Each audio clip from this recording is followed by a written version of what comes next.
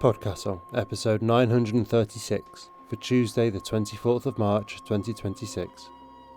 Ananconfabulation by Mar Vincent, read by Rosie Sentman and produced by Wilson Fowlie. Rated G.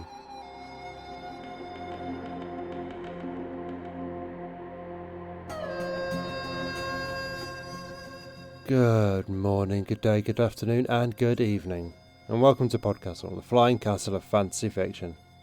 I'm your host, Matt Dovey, and it is my privilege to present a PodCastle original for your enjoyment. Ananconfabulation by Mar Vincent, narrated by Rosie Sentman.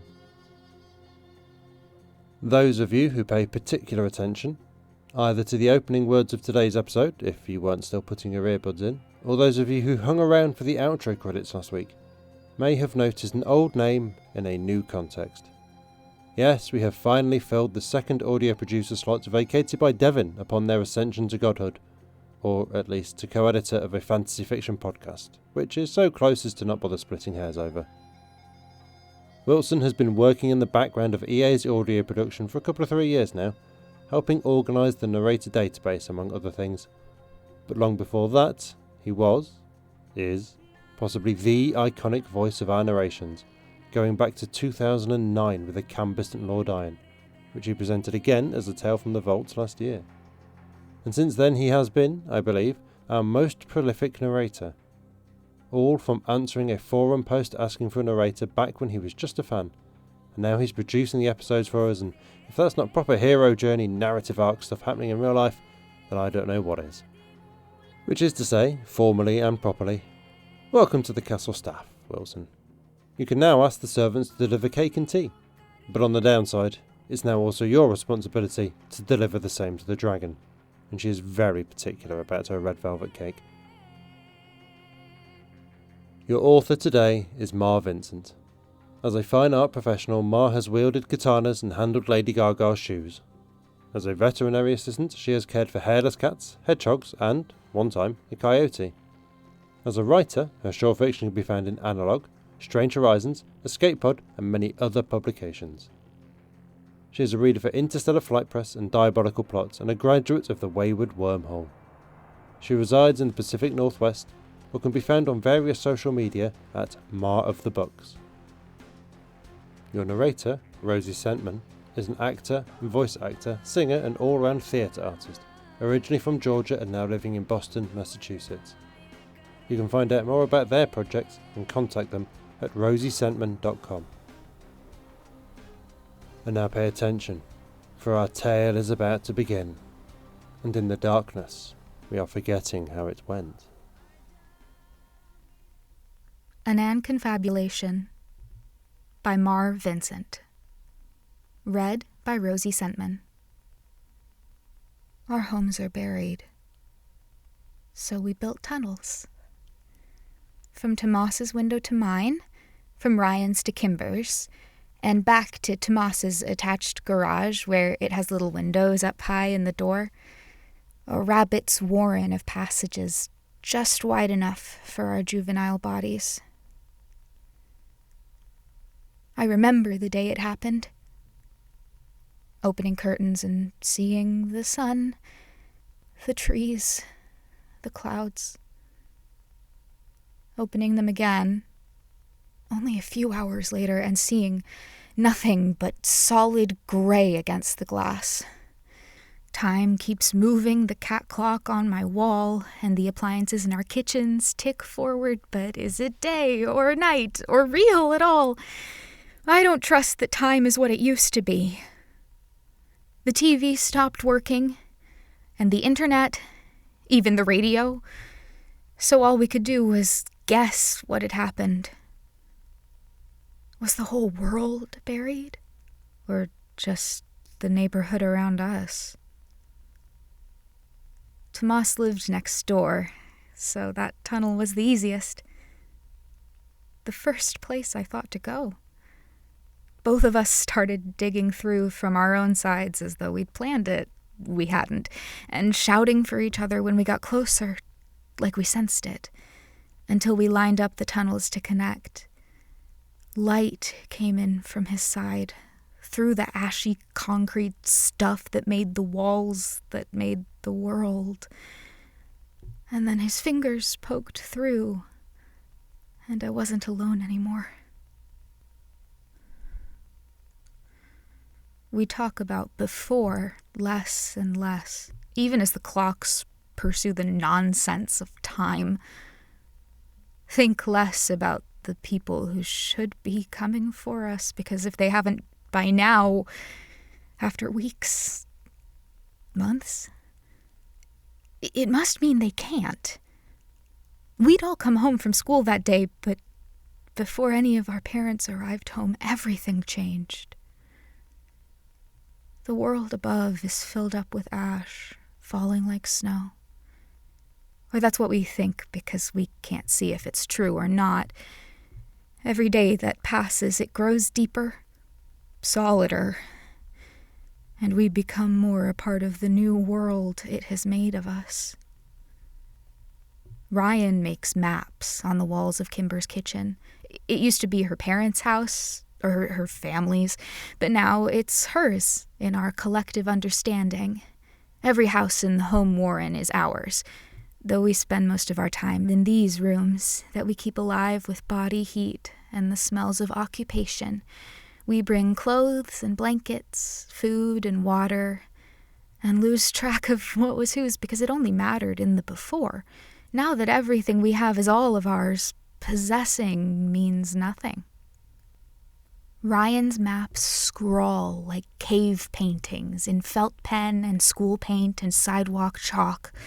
Nothing like any of us were taught to draw in school, or like we find in the books to moss piles into protective stacks on the furniture and floor, but they feel right.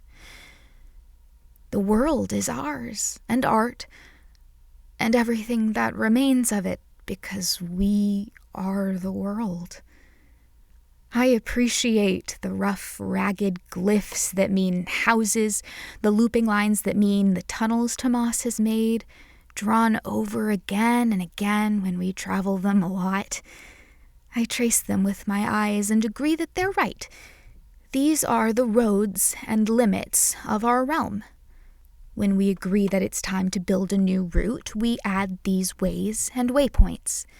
The map spreads up the ceiling, around the corners of walls, and the part that should go below, since the floor can't be used as a canvas, goes on the opposite side of the room. Maybe it's an effect of the tough, or maybe we've been trapped in it longer than we realize, but there are many things we forget. How many hours of sun there were in a day? What allergies were like? Whether sunburn was real? We decide the truth of these things, and Jen writes down those we agree on so we don't lose them, even though Kimber says they don't matter anymore, and Jen's handwriting is so bad, it's almost like she's writing in a new language anyway. I can only read what's scrawled across her notebooks and binders of loose paper, each page numbered carefully in her own system that I also need help to read, when I lean over her shoulder and follow along with her finger as she speaks our history to us. These are some of the things we know. You can lead a cat to water, but cannot make them swim.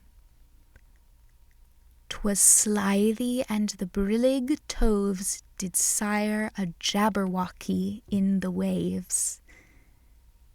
Kimber's mother had copper-red hair, even though she doesn't. There was a word for when you believe in a thing and also believe it's impossible, but we haven't refound it yet. Among the balustrades of books we possess are 3 different dictionaries, a set of encyclopedias, missing most of the A's through C's, a thesaurus. Jen will find that word someday, maybe sooner if she'd read in alphabetical order. But in the meantime, we've learned and relearned plenty of others, and do our best to use them, to remind each other how big language can be. Penultimate. It's better to be the loser in a game of tag than the penultimate loser. Umbra. The not quite perfect darkness when we turn off the lights we still have. The dark side of the moon. If the electricity still runs, does that mean someone's still out there somewhere? Tuff. A light, porous rock composed of volcanic debris. It's not what the ash outside our windows is made of, but we haven't found another closer word yet, so this is what we call it. Above the tuff, the world is absolute zero. Atmosphereless. Empty. If you try to stand on the surface, you'll float out into the void of space. You'd have to dig straight up for miles and miles to find the surface, more miles than the Earth's crust is deep. These are things we know as surely as the number of cans and box meals in the pantry at any given time. As certain as the taste of raspberries that used to grow wild behind Tomas's house. We used to sit shoulder to shoulder under the bushes and eat the softest, reddest ones until our fingers were stained and sticky. We've never seen the surface, but some things don't need to be seen to be true. Tomas stares up through the skylight window in the bathroom of Ryan's house, the best view we have of what's above. He says if the tuff was really that deep, it would crush the roofs over our heads. If there was no atmosphere, we'd freeze even down here. He says he can sometimes see light through the tuff, standing there in the lightless room. A faint glow, but it means there's still sun, and the tuff isn't really miles and miles deep, and only sometimes because of night and day. I'd forgotten about their inevitability until he reminded me. We can have light or dark whenever we want them in our kingdom of tunnels and ash. I'd like to think our Warren kingdom is miles and miles wide, but I don't remember how long it used to take to go a mile. Crawling through the tunnels is so much slower. Everything has become further away than before. But I think a mile straight up through the tuff is different too. Longer than in any other direction. I sit around the corner of a wall when Tomas wants to look for the sun. I don't think I'll see the light since it's not a matter of knowing, but believing, and I don't believe like he does. You weren't supposed to look straight into the sun, and staring into the tuff over our heads feels wrong, too. More dangerous, really, if it decides to shift and crush us down to dust once and for all. But Tomas isn't afraid. When I finally convince him to come away from the window, that we should get back to our task of searching for batteries and band-aids and towels, he speculates on how he'd dig to the surface. Not straight up, but at an angle. It would take longer, but we'd all be able to climb free. But if you're wrong, the vacuum of space will come into the tunnel and kill us all, I say. I want to remember my words, so I can have Jen write them down, but also I don't want her or the others to know Tomas thinks this way, or else they won't let him be in charge of the tunnels. I just help. We're the smallest, that's why it's our job. Because if I'm alone, I'll be too scared to dig anymore. I don't see the light like he does. but it doesn't change how I'm less afraid when he's there. There's air up there, or there wouldn't be any down here, he says, as he gathers up an armful of supplies. Tomas goes through books in every house we tunnel to and takes home the ones he wants. Space and chemistry, biology and geology, in precarious piles around the part of Kimber's house we consider his. The tuff is porous. There's got to be exchange in the air from there to here. If it was just vacuum above, it'd all get sucked away. We'd have lost all our air as soon as we started opening windows and making tunnels. It sounds possible, but I don't know. I remember that first tunnel, how relieved I was to hear the muffled sound of his voice shouting for me. The almost imagined glow of his phone light that grew and grew, the most real thing, until his fingers came through, clawed the crumbling tuff away, and I wasn't alone anymore. Maybe I don't want him to believe in the sunlight because I don't want him to try something so dangerous. Some things we need to agree that we know. Ryan thinks fire was first invented before humans. Kimber says it wasn't invented at all, but started by lightning. People just captured it to use. How long ago was that? For that matter, how long ago did the tuff fall and change our world? It seems too late to start keeping track. If there's anyone else in the world, they'd be better able to answer that question than us. Could we ever dig a tunnel far enough that we find other people?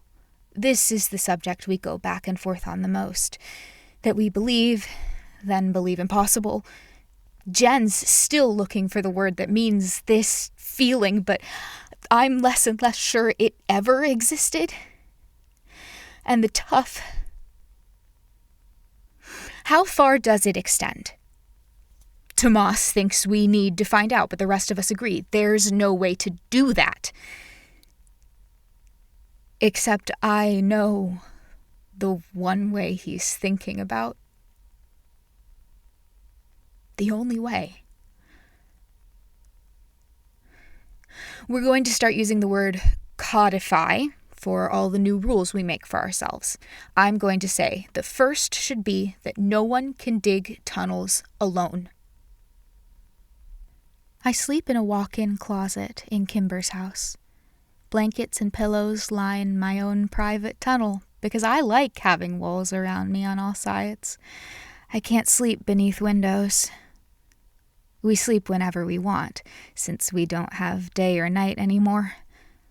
It's not unusual when Tomas comes in to wake me. Wants to show me something. I follow him through the window tunnel from Kimber's house to his. We've used it so often that the walls are smoothed and widened from our passage. Maybe it's my imagination that my shoulders brush the walls when they didn't before. Maybe enough time has passed that it's true. From there, we go up to his house, into a less used tunnel, and through it. At the third tunnel, he waves me to crawl in first, then follows with a flashlight that he points at the ceiling. Look. I see a texture of small nubs in the scrape marks of our digging. It reminds me of something from cartoons and movies. Stalactites? I ask. No, not exactly, but almost, Tomas says. His voice is low, a whisper, as though it'll travel back through empty tunnels and rooms to the others. I can feel the warmth of how close he sits to me. I think it's signs of condensation, that there's water coming down through the tuff and making it accumulate like this. I make a non-committal sound, I remember his ideas about the sun. If there's water above, that means rain. And rain... Don't, I say. Don't what? You can't keep digging tunnels we're not supposed to have. His face withdraws into the darkness beyond the flashlight beam. Who says I did? I want to know where he goes when he isn't sleeping or spending time with the rest of us. If he's dug tunnels that shouldn't exist, I don't know where I'd start looking. Even though I don't want to admit it, I know why he wouldn't tell me. If there might be sun, and there might be rain, but there's not, I say, louder than him. Not because I don't think there could be, maybe, somehow, but because I don't want to think about what that other world would be like. None of that's real. Just the houses and the tunnels, and then what? We'll dig out every house in the neighborhood sooner or later and eat all the food we can find. And then? His face goes stubborn. If there are other people out there. There's not! I shout. The walls of the tunnel swallow the noise. If there were other people, they'd have come for us. They would have found us by now. Unless they have no way to know about us, in which case we have to. I don't care what they believe because I don't believe in them, I shout back. Tomas sits frozen, like he's deciding what to say next. Like he was going to tell me something before my outburst changed his mind. Part of me wants to ask, where are you digging? And another part, how long? And another part, why would you want to leave me?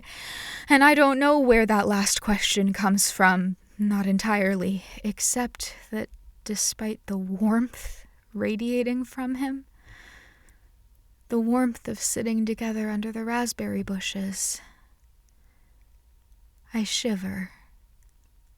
Like part of me imagines it gone. Some things that we know. We have lived underground long enough for our hair to grow shaggy. Ryan is the best at braiding it. Jen records the designs we like the best. There was nothing on earth louder than the ocean.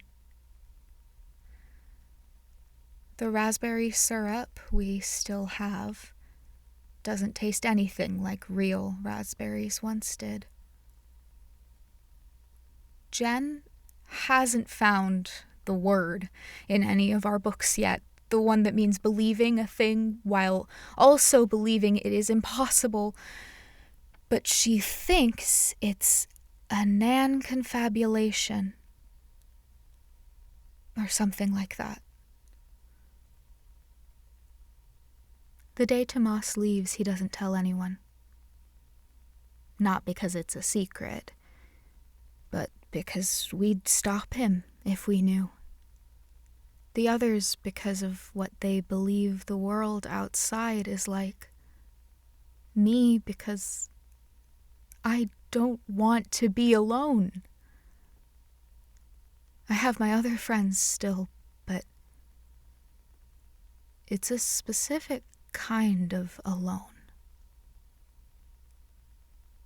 He paints a big red circle over one of the houses on Ryan's map, with lines radiating out all around it.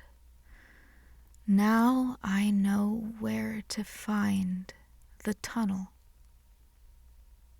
Before the others see it, I slip out of the house. Through one tunnel, and the next, and the next. I know the roots of our kingdom. I know the right house because of the tough ash tracked down the stairs, the piles of it leading to an open upstairs window, and a dark shaft beyond that angles up gently, but has no sign of an end. Without Tomas, my heart pounds claustrophobic, but I breathe deep, and there's still air. If I'm fast enough, I can catch up to him. I fling myself into the tunnel, its walls almost too close for the growing joints and angles of my body, and crawl forward, upward. Maybe I imagine that it gets warmer the further I go. Maybe it's just the furious pace I'm crawling at. At some point, the darkness ahead shifts to a faint, distant lightness, so different than the lights we have below. And I'm afraid of what'll happen if Tomas isn't there when I reach the light, but he has to be, because I believe it, no matter how impossible. I see thin, thready fingers hanging from the tunnel's roof. Roots. I don't know what the world above will be. If I'll freeze, or suffocate, or float off the moment I reach the surface, but I smell something almost forgotten. Alive, green, growing. And I think of raspberries.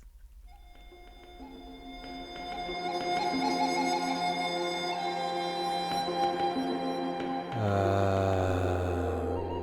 welcome back. That was Ananconfabulation by Mar Vincent, and if you enjoyed that, then there's one of them newfangled science fiction stories by her over at Lasers, episode 920, Harvest the Stars. And more than that, there's a whole dang website at marvincent.com that links to stories, and sometimes podcasts, in places like Strange Horizons, Analog, Small Wonders, Kaleidotrope and more. Mar sent us this background on today's story. The first draft of Ananconfabulation was written at the inaugural Wayward Wormhole Workshop in a castle in Spain. While I can't interrogate my subconscious to be sure, the narrow hallways, remote location and group of writers jammed together creating our own little subculture very well could have inspired this story. Thanks, Mar, for the insight and the story. It is terrifying to be brave, right? I know, gosh, what an incredible insight, Dovey. 4 years into this gig and the revelations are really starting to flow. But we always think of bravery as the obvious examples, like going to war, asking someone out, getting up on a stage. But bravery is perhaps more commonly needed for the things that sneak up on us without even noticing. The comfort of the familiar, the settling for good enough. Sure, we don't have daylight or a ready source for renewing our food supplies, but these tunnels are mapped and known, right? We know where we stand, we know what we're doing. And that may be that, sure, you don't have promotion opportunities or any chance for professional or personal development, although you do seem to have a list of responsibilities that keeps growing, metastasizing, for no more pay. But it's known, right? You're comfortable enough, it pays okay, you get on alright with your co-workers, and maybe it's better the devil you know. Putting yourself out there with job applications is hard. All that effort just to get rejected, or more likely in 2026, ghosted entirely. Or a relationship that's kinda, sorta, not at all going anywhere, but just treading water. But what if you turn your back on this and don't find anything else? What if this is as good as it gets now? Better play it safe. Be grateful for what you've got. If, of course, the idea ever occurs to you. You started out with such high hopes. You thought, this could be the one that sets you up for life. A true partnership where you bloom into the best version of yourself. And it's okay to make a few little compromises along the way for that sort of payoff, right? That's just being reasonable. Well, one or two more then. It's important to show willing, to meet halfway. Okay, you know about the sunk cost fallacy, you're not there yet, you're just smoothing your own path as much as anyone else's. And so it chips away, and chips away, and chips away. And what you started out imagining as a marble sculpture to rival the ancient artists now looks more like a concrete bench in a local council park in a city that central government has been promising to level up for a decade. But when you see it every day, it's hard to spot the change happening, and if a concrete bench isn't what you hope for, then look how well it fits you still. You've sat on it so much you've worn your shape into it. That's something, right? Not everyone gets a concrete bench with a matching arse print. But it takes bravery to stand up from that bench and set out looking for your next block of marble. to start digging your way back to the light. And sometimes that bravery takes a friend to get you going, and that's okay too. That was our show for this week. On behalf of everyone at PodCastle, your co-editors were Nini Kamemia and Devin Martin, assistant editor Caitlin Zvanovich, audio engineers Eric Valdez and Wilson Fowlie, and our many wonderful first readers, Andrew Cahoe, Balawan Conte, Craig Jackson, Amalia Harrington, Habiba DeCubo, Julia Patt, Kieran Corsini, Tanya Barry, Tava Nova, Tierney Bailey, Zeev Witties, and myself, Matt Dovey. Thank you for letting us share another story with you. PodCastle has long survived on donations alone, and even though there's ads now, subscribing through our Patreon remains the best way to ensure we can keep bringing you one story told well. And if you subscribe at the $7 tier, you can get rid of the ads again. So if you'd like to support what we and the rest of Escape Artists do, please join our Patreon at patreon.com/EAPodcasts through your browser to avoid paying the App Store fees. Prefer another method?